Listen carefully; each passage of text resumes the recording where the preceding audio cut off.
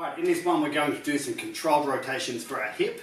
Now this is a great exercise to not only look at where you're at with your range of movement in your hip, but to help maintain it. It's good for warming up, good for assessing.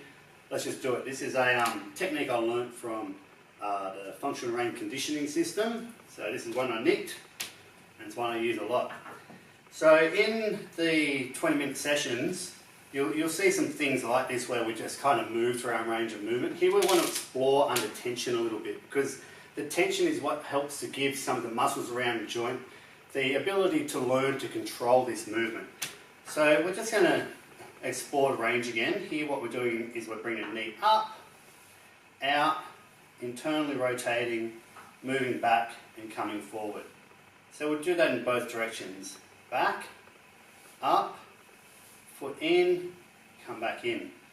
Now a lot of compensations can happen when we're doing that. For example, when we lift the knee and we come out, we can rock to one side. We tend to get some extension into our back.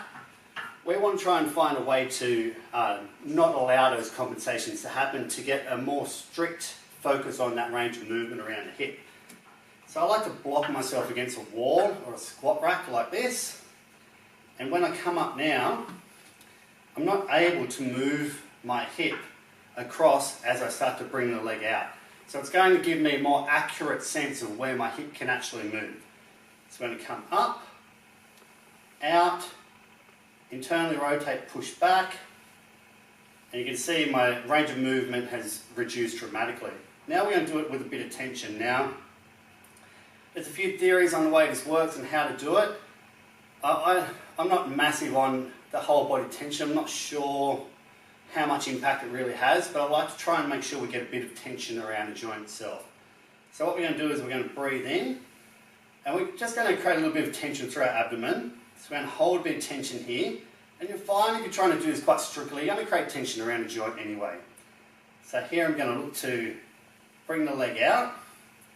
Now when I feel I'm at end range there, I'm going to lift the foot, rotate up. I want to make sure I don't lose my back here. So I'm really feeling the muscles around here contract a lot and back up. So now I'm going to make sure that I'm not extending through my back again. So I'm going to slight posterior tilt. Now the contraction around abdomen helps with that a little bit. Push back, open up, bring the foot in and come back around. Again.